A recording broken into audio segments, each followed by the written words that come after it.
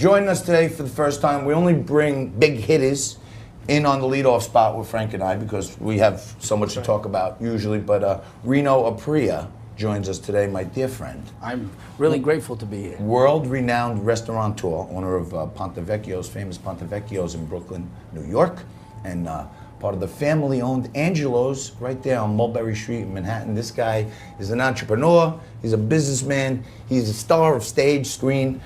I was begging him to just put out one tweet for me to help out the little liquid lunch organization we're building here. Let me tell you, I watched the show this whole week, and you're growing steam by steam every day. And the topics, your guests, the way you're diversified, I'm enjoying it. I really enjoy all your topics.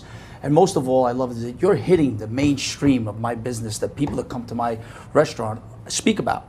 And that's what I think that I love about this show in a short time. Speaking of restaurants, I got to do a couple of public service announcements for my friends, family, and everyone out there. Special hello to Richmond County Country Club tonight for welcoming the Koalas from St. Joseph Hill for their prom. You're going to have a great night. And last night, Frankie, I went out, I was invited, they were so nice, the guys from the Special Equities Group, really good friends of mine, Shex and Joey Retta. He says he's incredible, but they invited me to their party. These guys are like monsters of the micro-cap land, people that invest in these companies in the early stages. They had a little get-together for their new venture, the Special Equities Group. Andy Arno was there, the guys from Iconic Brands were there. We're talking about so much exciting stuff. And I turn around, and who's over there? Who do I? You got me. Reverend Al Sharpton. Oh, is your old friend. Right over there.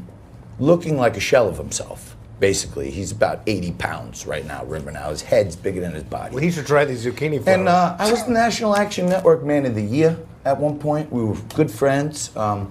He came to my 40th birthday. You remember that, Frank. He made the Johnny T chant. And I think because we've been beating him up, me, you on radio, on TV, I went over to him, hey, Rev, how are you? And he didn't really want to shake my hand.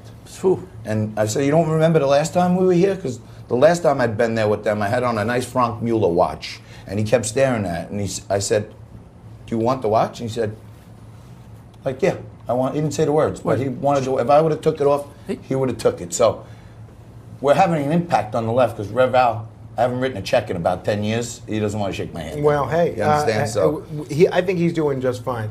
But very interesting, John. This is a big week because as of today, Reno, you may have seen this. John Walker Lind, who catapulted to international infamy 16 years ago as the American Taliban, is being released from prison today. Now, he was arrested in 2003. Now, this was an American who was born in the United States, chose to go to the Taliban in Afghanistan at a time when they were harboring al-Qaeda, and in the aftermath of the September 11th attacks, when the United States invaded Afghanistan and rooted out the Taliban government, he was being interrogated by a CIA agent, Mike Spann, didn't say anything. Mike Spann subsequently got killed by other terrorists, and this person, John Walker Lind, free after 3 years early, after serving only 17 years in prison. I don't know, I'd love to get, I personally, he's a traitor. I like to get Reno's take on this, but if he's a traitor, and Stephen Cork and Paul Manafort did this, they should take the three of them and give them over to Russia for some of our hostages back and send them to some Russian jail for life. Well, I happen to agree. I mean, it's a disgrace to the country. I mean, people are serving and they're risking their lives for this country, and all of a sudden you're going to let a person out of jail. Never mind that he's only doing 20 years, he's going to come out in 17 years.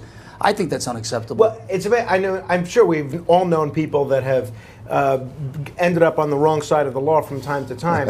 And I know people that have committed non-violent felonies who have ended up with a 25-year prison sentence. So this guy, convicted of providing lethal aid to the Taliban at a time when they're harboring al-Qaeda, and this guy doesn't even have to finish his sentence. Now, I'm no great lover of Jonathan Pollard, but you remember Jonathan Pollard? He spent 30 years in prison for spying for Israel. Right? I mean, so Afghanistan, the Taliban, that's worse. You know what? I just JT, you made a great point, though. What's behind this?